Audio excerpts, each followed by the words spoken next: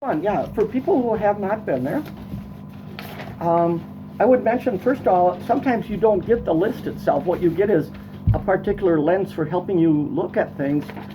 It started with like the Warner Park bird list that the woman who started this class, Trish O'Kane, bless her heart, put together a brochure that has all the birds. At this point, it was 150 species, I think, that have been recorded either nesting or coming through Warner Park. It's amazing how important that is scientifically in what I'm about to talk about. But then you can take it a step up, and I don't have it in front of me, but I copied you on Lynn Patterson, the master naturalist, who put together the activity for October, fall birds at Warner Park. Do you remember? Did you look at it at all? And it had habitats, and it had pictures of the birds in each habitat.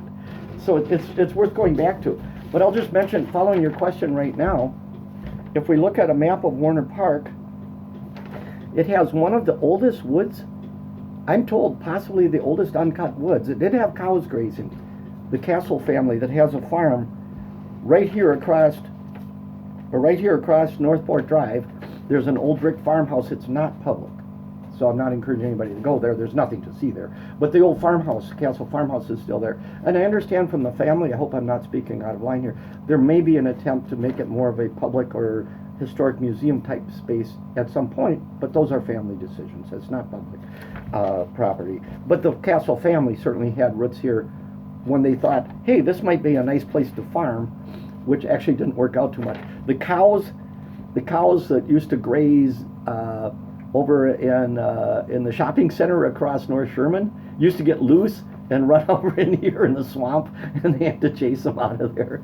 And so back to the point, the forest here has some really big 200 plus year old oaks at least, and oaks can literally live like 700-800 years. Is not unusual if they're not stressed, and if natural ecosystems like around here was burning, burning out the invasives or clearing the space underneath them, left really healthy growing old oaks and really healthy growing native wildflowers that grew underneath them. It's called prairies, right? It's essentially native wildflowers. People think of a prairie as all grass. In Wisconsin and east of the Mississippi, prairie is lots of flowers. It's absolutely beautiful. So we're seeing some of that now along the border of the lagoon, and on Firebird Island here, where through the efforts of students scattering seeds, like yourself and like the Sherman Nature Explorers, groups coming in like American Family Insurance volunteers who helped clear out some of the invasive buckthorn and stuff in here to let those old oaks grow better. Groups that came and volunteers that came and picked up along Castle Creek over here where this is restored along Trailsway, which has frogs and butterflies and birds and turtles and fish, where there used to just be basically a polluted sluice, concrete sluice. That's wonderful. It brings life. I really respect, as a model for what's happening in Warner Park, and this is such a great spot for it, the Urban Ecology Center in Milwaukee. It just took their online course. It was wonderful. How did they do it? Much the same way. They ended up having not one, but 3 marvelous nature center focused facilities that are also community activity focused. Growing your own foods, how to play ukulele, yoga classes happen in these urban ecology centers. And it's back to what you said about the basketball court your dad used to go to. It starts to connect people, and then you say, oh, what else is going on here, right? So there should be a nice walk path from that basketball court right over to the Prairie Island and say, hey, nature this way. We're trying to add signage in here to explain what some of these things are. I think you've seen some of it. It started with the beaches this far, the beaches out here on Lake Mendota. It's beautiful, etc. So some of these areas I just wanted to mention before I forget. One of the things we do as Wild Warner is help make recommendations to the city as a public group representing the public to some extent. That's what a Friends group is plans like this, where I think this is the one some students did. What could we do with the Warner Beach area and beach house to make it more of a natural area and welcoming space for people for all kinds of things year round, not just the beach during summer. And while there's also a boat landing down the way, etc. So there's room for multiple activities, canoes and kayaks. So those visions are real important. What we have right now, this middle part here is a marsh, and it represents what was historic marsh there. Most of the north side was marsh post-Ice Age. And so there's an ecosystem there that's slowly being restored. One of the things you see in that restoration, besides Firebird Prairie Island here, which has prairie growing on it, and some beavers and willows, and we like the beavers come and they eat the young willows. This is natural cycle stuff, and it creates habitat for birds and whatnot. Right next to it, these lagoons, instead of just being sort of a drainage area, are now growing wild native Wisconsin lotus, the giant lotus plants with the huge flowers. I don't have it in front of me, but I can send you a picture of when we take the kids. If it's warm enough, their favorite thing is getting those giant lily pads and wearing them as hats, taking those giant flowers apart, because every part of it as you take it apart is fascinating. So native plants just grab people. They're just fascinating. So that's the lagoon area. And I would be remiss not to mention one of the drivers for saving natural areas and keeping clean water and stuff is fishing. You can't overemphasize fishing. If you say the word fish, public money, there's public money available to do it. Like, for instance, or donors. For instance, at the Rainbow Shelter right here, which is kind of the focal point for easy one, place to meet, etc., give directions, there's now a rack of canoes there that we hope to have available to Wild Warner and other Madison Fund activities to engage families and kids from time to time, to use for cleanups. There's also a dock that was just put in there that's a handicap accessible fishing platform. Did you see that when you were there? It's now pulled out of the water. That's wonderful. And that was paid for because nobody says no when there's fishing involved. To me, that's a little bit, it's so narrow thinking. It's like if somebody isn't consuming or catching some poor little fish, it's not worth saving. But if it is, it is. Well, if that's what it takes, fine. It's kind of like when I was on the Audubon board, I'll be frank. A lot of money for saving areas like this comes from Ducks Unlimited, which is true ecologists who say not only do we value the ducks that we love to hunt, and they do, that we value the ecosystem it takes to have healthy populations of waterfowl of all kinds, including sandhill cranes and the restoration of whooping cranes and lots of other things that need that habitat.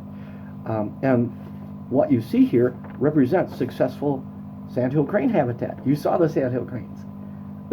It's charismatic. People look at it and say, now that's cool. What a neat place to go for a walk and to enjoy the nature. So that's that part. There's some kind of hidden areas. When you get over to, now where am I?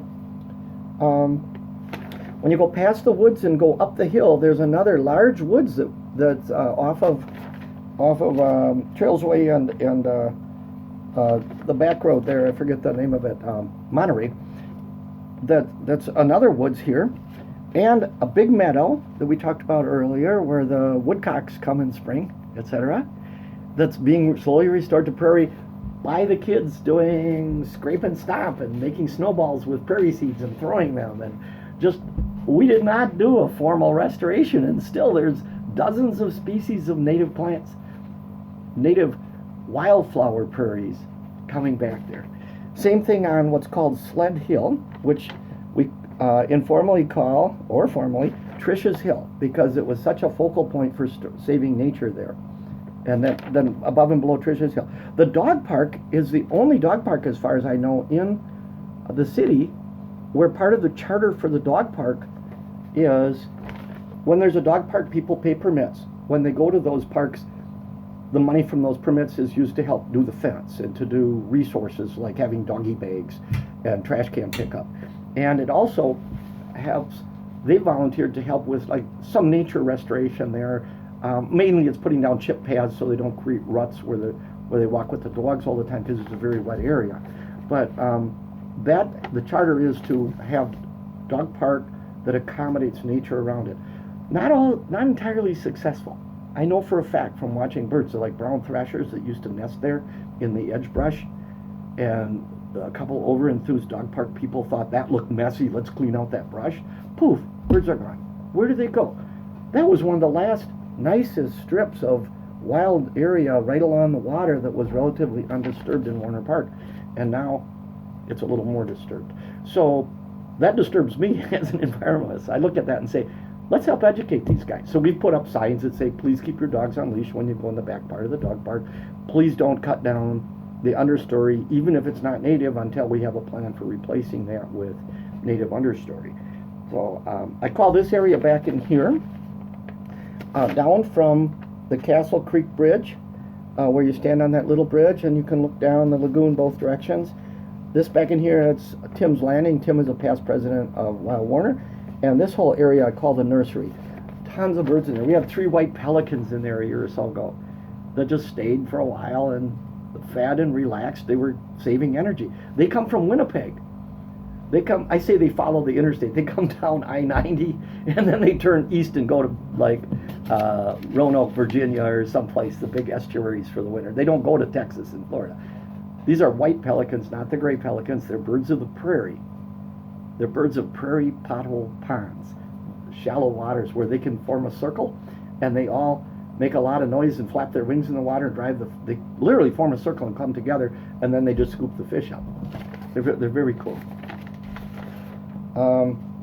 Other habitat areas that are important are the moat areas around the lagoons and in the natural areas of Warner Park. There are no pesticides used. They're very selective. If there is, it's spot pesticide on an invasive plant right on the trunk after it's cut, that kind of thing. So we don't get runoff into the lagoon. We're trying to restore and improve this lagoon. There's another big project Wild Warner is very supportive of right now in coordination with fishing people to deepen some of these so there's better oxygen levels for the native fish. Because it has filled in with runoff from the 800 odd acres that drains into it. I think it's about an 800 acre watershed into this 200 acres, of which the pond is a small part. So does that, I think I've covered, oh, the last area is along the beach. That's wonderful. You've got a view of Governor's Island from there. Did you ever go to Governor's Island? Oh, you were in for so much fun. It's public. You just follow those roads along the lake and kind of get up there by the Lake Mendota Mental Health Center, and you're not sure you're supposed to be there, but the answer is it's okay. You can drive in and then you follow what's called Cinder Lane, and it used to be pretty much an island. It was just marsh, and then they threw cinders from the old heating plants in there to the point where it formed a causeway and a parking lot. Frank Lloyd Wright used to have a house out on the corner of Governor's Island. There's some fun history. So that's sort of a sister habitat, and from Governor's Island it connects almost directly for wildlife and birds and other things that need wildlife corridors, connects all the way up to Cherokee Marsh and beyond. Where you went into Cherokee Marsh probably on the north end, when you walk there from school, you can walk in and there's all different parts of Cherokee Marsh. It's really goes all the way to Lake Mendota. And then on the other side there, you got Governor Nelson. So there are a lot of green urban natural areas, and there are a lot of them that are walking distance. I like to say with a cup of coffee from your house or from any kid's house. You know. So if you don't have programming, though, kids don't know that it's okay to go there. That's a fact. They just don't. Parents don't know. So the kids in Sherman Nature Explorers over many years have been learning, no, that's a cool place to go. And, then I see them walking there, and I see a real broad demographic of people in there all the time. So I don't know, is there anything else about the social side of it that you're curious about? Not anything that I had planned. Is there anything else you think is important to know about the social side of Warner Park?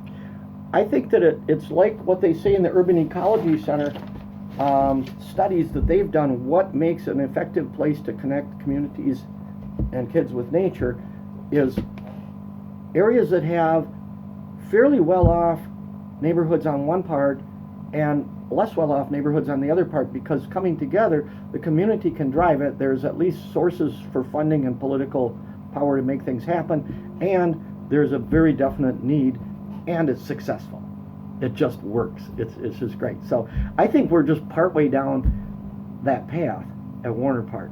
I would love to see when Warner Park Center is remodeled. I understand the plans. We have a small nature center area in Warner Park Center officially.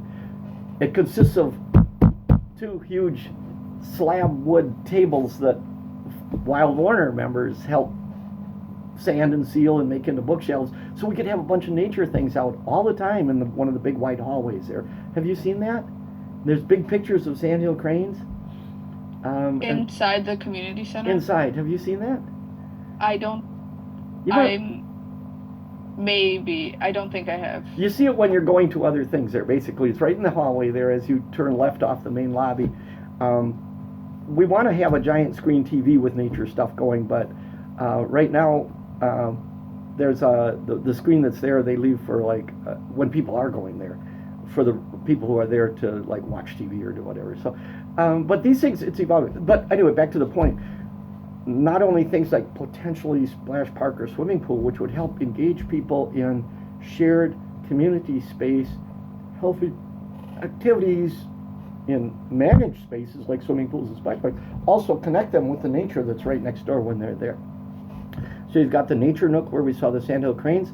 I just talked to the guy who runs the Warner Park Center. He's going to help work with Wild Warner to upgrade that, to have some native plantings around it and look a little nicer so that people don't say, that's messy, it has to go. That's a real risk when you start doing nature. It looks messy. And so we've got a plan for that, which is great. And inside, I understand the long-term plans for the building would include a nature center type thing.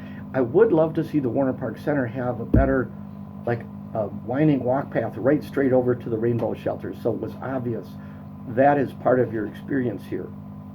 You know, not like over here's the mallards and over here is indoor yoga and over here is nature. It's like holistic. Yeah, it has to be connected. Yeah, and that's the urban ecology model. So we've got plenty of good ideas and we got a lot of goodwill and there's no lack of opportunity. It's mostly one thing at a time, make things happen. So for my own part, personally, I want to see policy changes which say, do we have a management plan for these natural areas that says what happens if people want to run mountain bikes through them? What kind of access would be appropriate? Where might we want to say, hey, be sure to allow multiple use of those trails. Be sure not to disturb the nature that you're enjoying, because it's not just, a roller skate park, or a roller coaster for having fun outside. It's things live there. So I come back. I'll just conclude with this: the theme of the Urban Ecology Center. They recently updated, part one of the instructors was Ken Laumbach, and then the woman who started the whole class, I talked to somebody who grew up next to her in Milwaukee the other day. Somebody who was in town here who was doing an article for, what is it, Madison Online? It's the university. This is another journalist. I'm supposed to talk to her. She grew up next to the woman who actually started the let's get kids outside by doing something once a week. Their motto now is, quote, so much life, both human life, across ages and abilities, not just people who can play basketball and enjoy watching it, but people in wheelchairs or people who are elderly like me whose knees don't always work, right? And little kids and people it doesn't matter, it doesn't cost money to be there. It's not like a public space shopping district or a public space where you go buy coffee or beer. You don't have to have money to be there, and I think that is so important. And you don't have to compete to be there. You can be there just because you're happy to be there. And all these good things happen. So the so much life is that people side. But it's also the so much life is if there's a lot of variety of natural life. And if the soundscape tells you this is a rich and interesting soundscape, and there you hear lots of bird calls, not just sirens. Hugely important to human well-being, sense of place, health, happiness, value of the neighborhood, to everybody involved. As well as obviously to the wildlife that's there. Do we see a variety of butterflies?